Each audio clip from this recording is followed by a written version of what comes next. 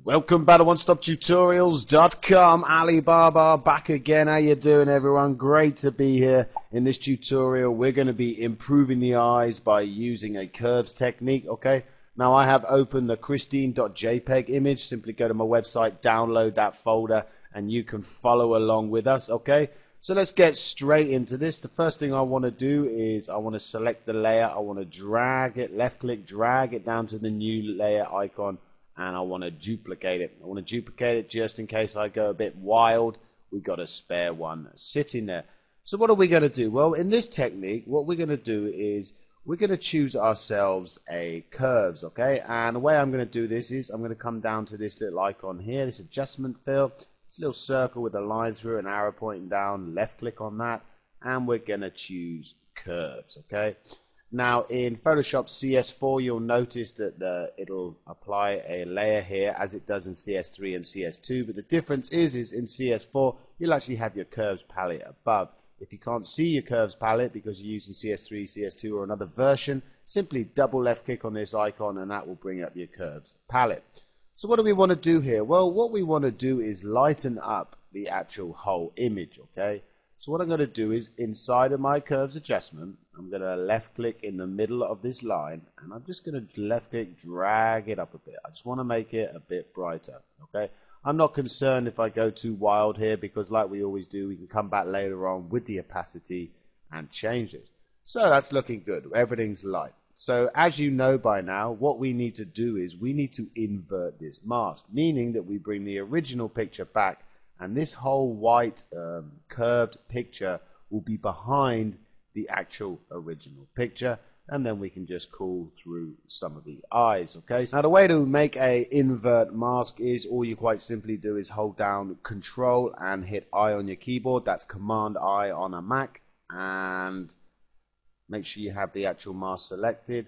And what that will do is we'll invert the actual mask, meaning that we bring back the original image, and that curves image that we just did is actually still there, but it's actually behind this image. Okay, so that's what we want to do now is I want to call back some of that lighter area.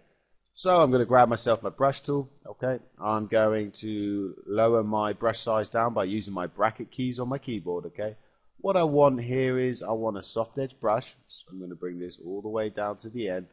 Opacity 100 is fine, and I also want to make sure that I'm painting with white because we have a black mask. I'm going to hold down Alt or Option on my keyboard with my middle mouse, scroll into her eye, and let's make my brush just a little bit smaller, and there we go. All I want to do is left click and I just want to paint back some of this area. So this is what's so good about using masks is that you can bring back the information. You can invert the mask, you can have all the information sitting there. You can just bring it back in the certain areas that you want, and in our case it's actually going to be the eyes.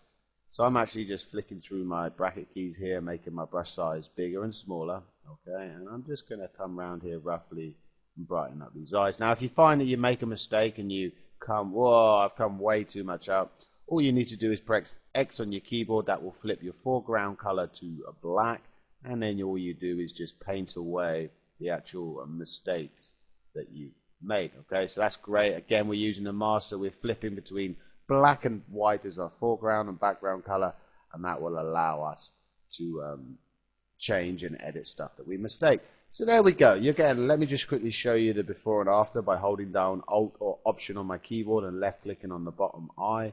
That will close all the other ones down. Before, after, before, after.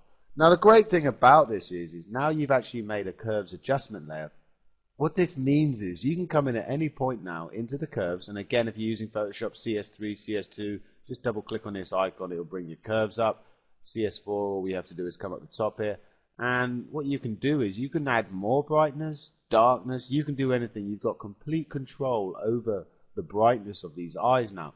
Now if you were to save this file out as a PSD, you could come back in at any time and edit any single bit of this information. Okay, very handy indeed. So I'm just going to bring it up a little bit. Again, what you can do is you can come down to the opacity in your layers palette, left click, drag, and again we can bring down the opacity.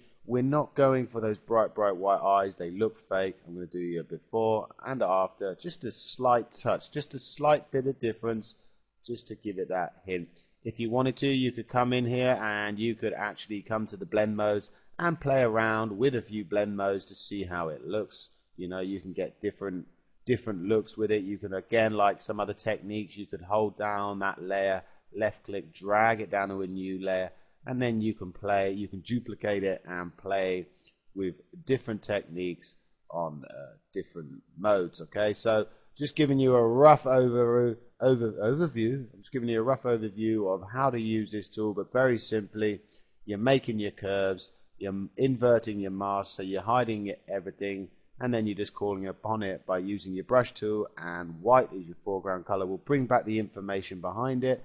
Black is your foreground color, will help you bring back the original image. So that's it for this tutorial. Take it easy, guys and girls. Any problems, any questions, please let me know. Subscribe to YouTube, check out my website and my forum, and I shall catch you guys and girls at the next Insane Beauty course. Laters, everyone.